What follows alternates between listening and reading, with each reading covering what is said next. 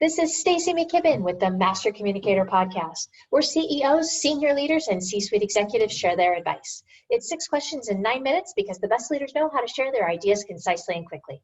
Let's jump right in. Question number 1. In a few sentences, tell me who you are and what you do. Well, hi, Stacy. My name is Ken Wentworth. Some people call me Mr. Biz, and no, I did not give myself that nickname. I am a choose your poison, pick your poison, what you like best. On-demand CFO, part-time CFO, fractional CFO. And what that essentially means is I work with business owners. Let's say you're a small business owner and you're really good at the service you provide or the product that you produce, but maybe you don't have the business experience or the financial experience and you need some help. I'm your guy. I help you run your business more profitably, more efficiently. And therefore, this is the best part, you sleep better at night. You know, it's true. I was often told by somebody that, you can understand how somebody's feeling by looking at the numbers. Have you ever had that experience where you looked at a set of financials and you think to yourself, oh my, you don't sleep much? Absolutely.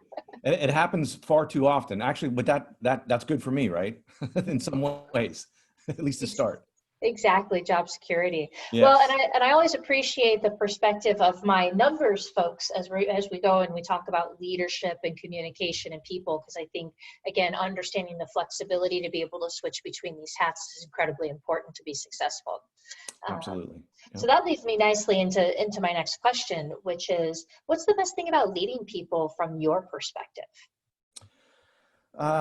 The best thing about leading people from my perspective would be I get a lot of joy out of seeing people develop and become the best version of themselves. And I know that sounds like a very cliche and it's very, people use that terminology very often now, but over my career in the, Fortune 15 world, and as well as what I do now, helping people develop and leading them down that path. And it's interesting because there's no cookie cutter approach, at least from my perspective. Every person is different.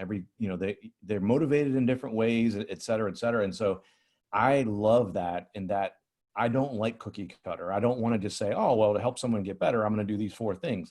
It's not those 4 things, right? It could end up being 8 things. It could only be 2. So that's the thing, seeing people develop. It's almost like you feel like, for me, like a proud father. Right. Seeing your kids develop into great adults and things like that, helping people develop like that. It's kind of the same feeling I get. Yeah, I appreciate the heartwarming experience when you get to be a part of somebody's journey in that sort of way. And especially when it's a surprise to them too, who they get to become through a process like that. Absolutely. Yes. I often hear from other leaders that business would be great if it weren't for the pesky people part, right? And I hear this in terms of, the team or even clients and things like that. What's your thoughts about a sentiment like that? Honestly, being very transparent, if someone on my team said that, I would be a little alarmed. Because, and let me explain, the main reason is almost no matter what business you have, people are going to be part of it. Whether that's people on your team, customers, you're going to have to interact with people on a regular basis.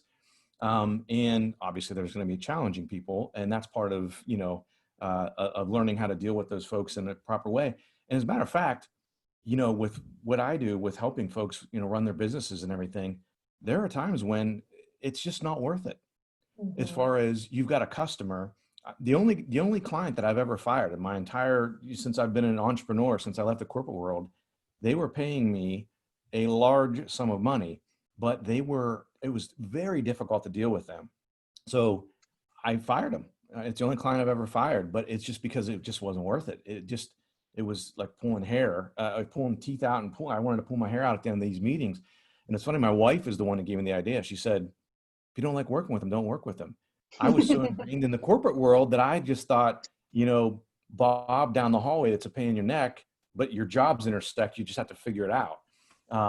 So I guess from that perspective, people can be cumbersome to deal with at times, but I think that's part of developing and learning how to do that. Developing that EQ, that emotional quotient, is so critically important, especially for leaders. So if you had a group of leaders sitting here right now, what piece of advice about communication would you give to them?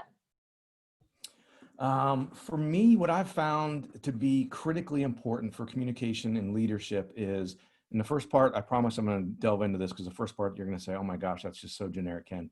But you have to be transparent. Right.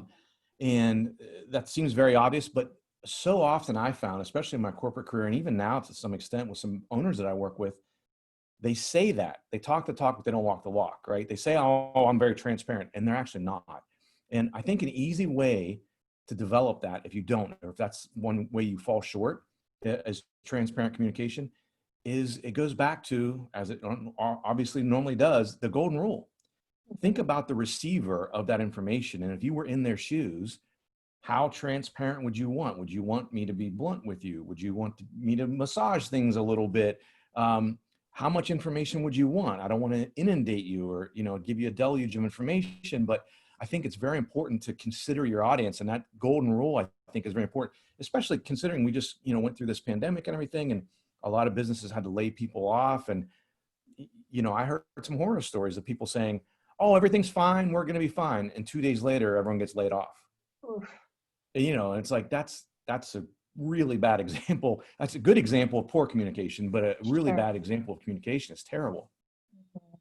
Yeah, that's brutal. And I can appreciate that, and especially in a role again, like yours, where again, traditionally the individual skills are around numbers and analysis and, accuracy and spreadsheets, and, and you're layering in this other element of leadership and communication, and transparency can be scary. So you're really calling on, courage to try out some of these new skills and these new behaviors, certainly in times like today. Yes.